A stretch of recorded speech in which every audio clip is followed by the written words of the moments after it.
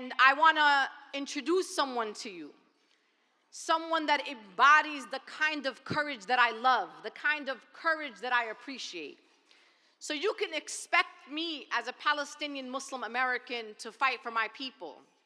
But sometimes there are people around us who are not Palestinian, who are not Muslim, who are fighting harder than some Palestinians and Muslims in our community.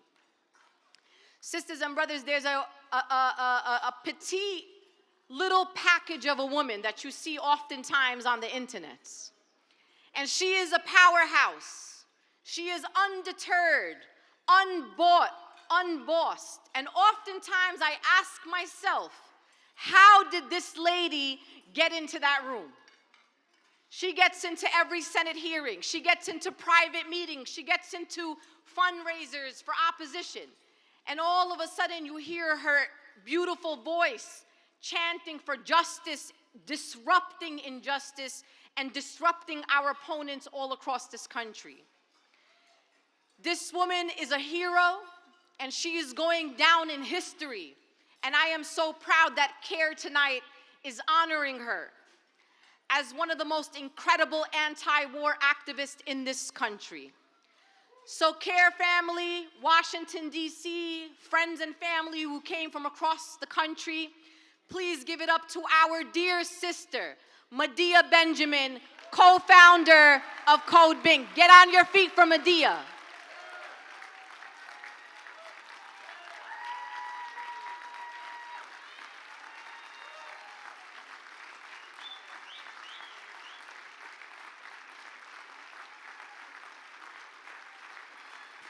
Our sister, our inspiration, may Allah instill the kind of courage that Medea Benjamin has in the hearts of every American in this country to stand up for what is right, even when that injustice is not happening to them. Congratulations, Medea, on behalf of CAIR National. Wow, what an honor. And when Linda says I can get into any room, this is the best room to be in. You know, I love when Linda starts out a lot of her talks saying that she is unapologetically Muslim American and Palestinian American. And I want to say that I am unapologetically, as a Jew, standing shoulder to shoulder with my Muslim brothers and sisters, and especially with CAIR.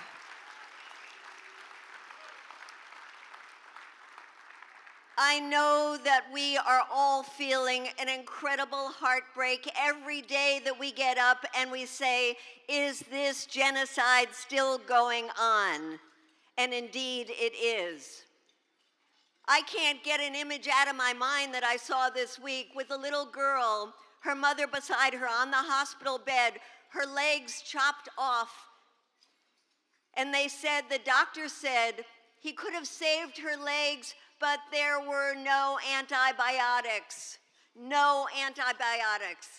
That is horrific because we know there are trucks and trucks full of antibiotics just waiting a few miles away across the border that the Israelis won't let in. And the little girl, when she woke up after the amputation, cried and said to her mother, "Will my legs grow back?" This is what we are witnessing every single day. With the evacuation now out of Gaza City, you must see these images, I'm sure you have, that look like the apocalypse of people trying any way they can to get out of Gaza City. And yet, while this is happening, what is our government doing? At the UN, for the 6th time, it just vetoed a resolution merely calling for a ceasefire. Shame. And in Congress, we have had 14 hearings on anti-Semitism. Not one on Islamophobia, not one on the starvation in Gaza, not one on the mass slaughter, not one on the terrorizing of the Palestinians in the West Bank by the violent settlers, not one. And meantime, more and more billions of our dollars going to Israel. But I want to talk about the good news because public opinion has changed so dramatically in favor of the Palestinians that it's starting to have a change in Congress. We just saw a greeting from Delia Ramirez, and she introduced a piece of legislation called Block the Bombs. A year ago, we'd be lucky if we got 15 members of Congress to sign legislation saying, stop sending bombs to Israel. We now have 50 members of Congress, 5-0.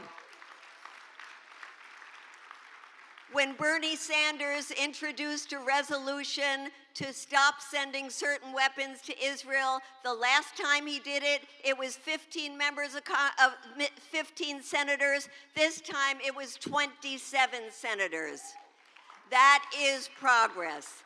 It is too slow, it's agonizingly slow, but it's progress, and it's because of you. The organizing, the mobilizing, the demanding accountability. Code Pink is just one of many groups, many of them Muslim American groups, many of them Palestinian groups, but we are there every single week in Congress. We believe that every single day is a day for demanding accountability.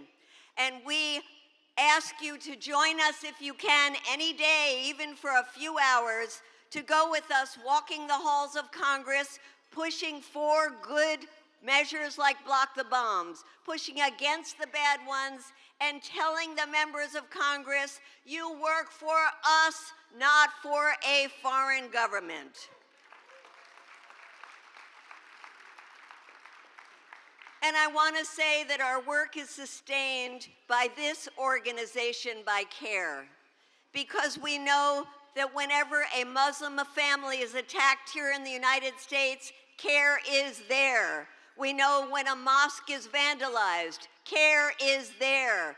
We know when politicians spread anti-Muslim hate, which is all the time, CAIR is there. You are the voice of a proud community that refuses to be silenced.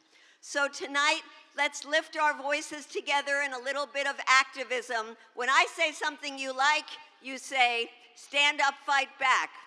When CAIR and Muslims are under attack, what do? Stand up, fight back. When Palestine is under attack, what do? Stand up, fight back. When free speech is under attack, what do? Free Palestine. Thank you so much. I love you all.